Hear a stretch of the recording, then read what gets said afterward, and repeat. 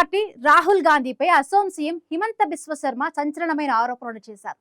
గతంలో తాను కాంగ్రెస్ పార్టీలో ఉన్న సమయంలో తనకు రాహుల్ కారణంగానే సీఎం పదవి దక్కలేదని హిమంత బిశ్వ శర్మ తీవ్రమైన ఆరోపణలు చేశారు.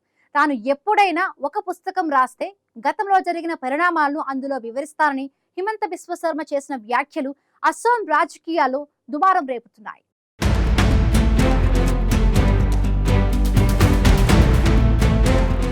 కాంగ్రెస్ పై అస్సాం ముఖ్యమంత్రి హిమంత బిశ్వ శర్మ తీవ్ర వ్యాఖ్యలు చేశారు. 2014లో తాను ముఖ్యమంత్రి కాకపోవడానికి కాంగ్రెస్ అగ్రనేత రాహుల్ గాంధీయే కారణమని హిమంత బిశ్వ శర్మ ఆరోపించారు.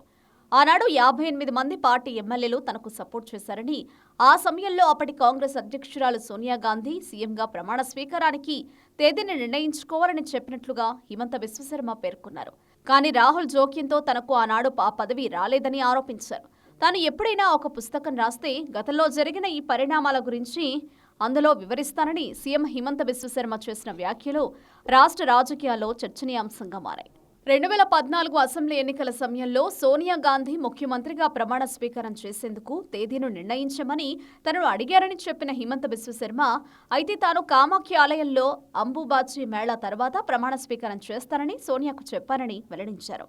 కానీ ఆ సమయంలో అమెరికాలో ఉన్న రాహుల్ గాంధీ పార్టీ నాయకులకు ఫోన్ కాల్స్ చేశారని, ఆ తర్వాత పరిస్థితి మారిపోయిందని హిమంత బిశ్వ శర్మ తెలిపారు.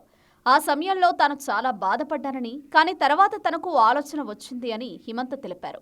ఒకవేళ తాను కాంగ్రెస్లోనే ఉంటే ఏదైతే లభించేదో అంతకంటే ఎక్కువే ఆ దేవుడు తనకిచ్చాడని హిమంత వ్యాఖ్యలు చేశారు. బీజేపీలో చేరి ముఖ్యమంత్రి అయ్యానని హిమంత బిశ్వ శర్మ వెల్లడించారు.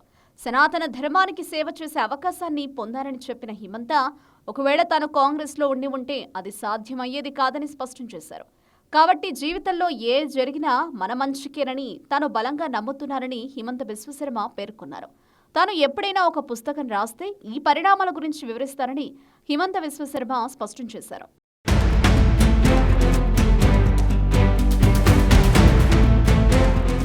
నిజానికి 2011 అసెంబ్లీ ఎన్నికల తర్వాత అస్సాం కాంగ్రెస్లో అంతర్గత విభేదాలు తలెత్తాయి. అప్పటి వరకు 2 సార్లు ముఖ్యమంత్రిగా ఉన్న తరుణ్ గొగోయ్కి మరోసారి కాంగ్రెస్ ముఖ్యమంత్రి పదవిని కట్టబెట్టింది. అప్పటి వరకు ఎన్నికల్లో కాంగ్రెస్ను విజయపథంలో నడిపించిన హిమంత బిశ్వ శర్మకు ముఖ్యమంత్రి పదవి ఇవ్వకపోవడంతో ఆయన అసంతృప్తి చెందారు.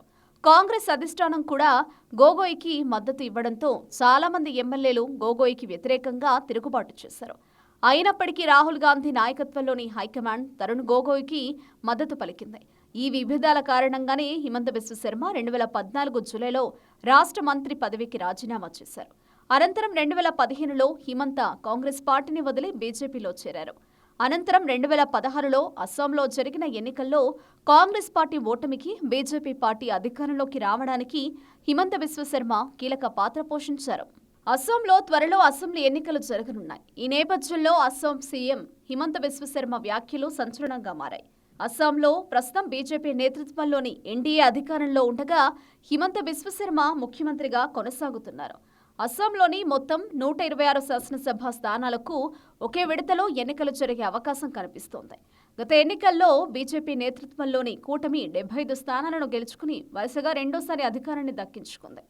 ప్రస్తుతం ఎన్డీఏలో బీజేపీ, అస్సాం గణ పరిషత్, యునైటెడ్ పీపుల్స్ పార్టీ లిబరల్ ఉంది. ఇక అస్సాం సోన్మిలిటో మోర్చా కూటమికి కాంగ్రెస్ పార్టీ నాయకత్వం వహిస్తోంది. ఇతర పార్టీలైన all India united democratic front, Raijor Dal, Bodoland people's front వంటి పార్టీలు ఎన్నికల సన్నాహాలో నిమగ్నమయ్యాయి. అసెంబ్లీ ఎన్నికలు సమీపిస్తుండటంతో అస్సాం సీఎం హిమంత బిశ్వ శర్మ చేసిన వ్యాఖ్యలు తీవ్ర స్థాయిలో చర్చనీయాంశంగా మారాయి.